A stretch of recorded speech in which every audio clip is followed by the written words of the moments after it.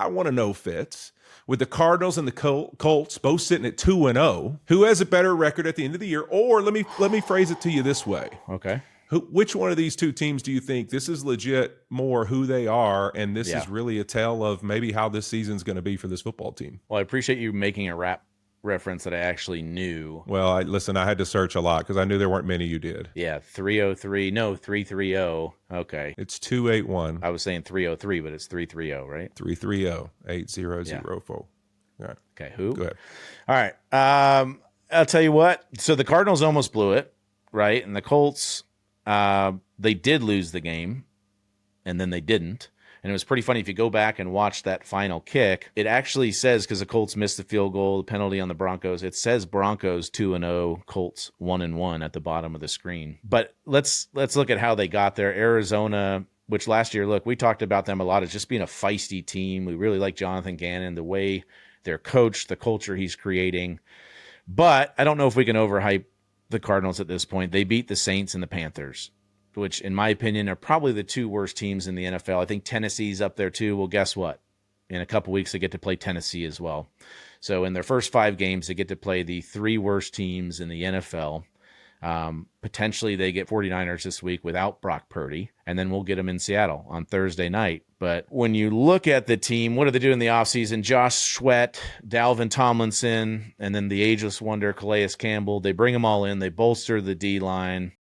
Trey McBride is an absolute stud if you haven't watched him play football, and they could run the ball. Okay, I'm okay on the Cardinals right now, but let's look at the Colts.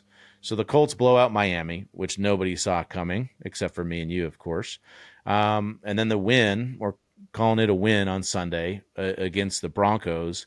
But it's like, let's look at their team and how they're made, the talent that they have on offense. Jonathan Taylor's in year 6, not showing any signs of slowing down.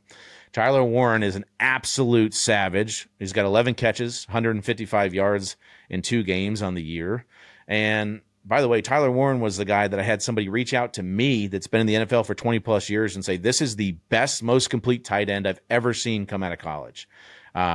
So he's lived up to that billing so far. You've got Alec Pierce, you've got Michael Pittman, you've got Josh Downs, and then you have Shane Steichen, who's a damn good football coach. And then the other thing, when I watch Daniel Jones, it's not just the way he's playing right now, but the confidence that he has. And one of the ways where you could tell when a quarterback has confidence, everything is hitting his dudes in the face mask. He's throwing lasers. He's throwing it. It looks easy coming out of his hand.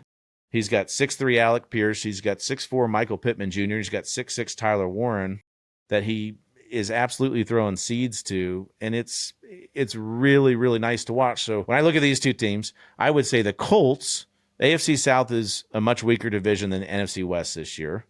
The Colts have way more firepower on offense. Shane Steichen is one of the best play callers in the NFL. So I think there is no doubt this is going to continue for the Colts, and they will end up with a better record than the Cardinals at the end of the yeyear. But that was a long-winded way of saying, man, the Colts are damn impressive this year. Whit, my question for you. Real question before you ask me that. I got a follow up for something you said. Yeah. When you were saying the thing about hitting everybody in the face in the face mask. Yeah. Is that different than the chest where Liam Cohen wanted all the footballs thrown by Trevor Lawrence? Yeah. Well, when you're leading guys over the middle of the field with the hospital balls, you want to hit them, slow them down, and hit them in the chest so they can immediately dive to the ground. I wasn't sure. I saw that dialogue. I don't know if anybody's seen it, but it's you can tell there's a clear emphasis that Liam Cohen wants it in the chest. Well, it's something to keep an eye on. It's like, is there friction there already? Like, I would just, the advice I give to Trevor Lawrence is, look, if it doesn't work with Liam Cohen, it's not going to work with anybody. So this is a relationship that we want to see work.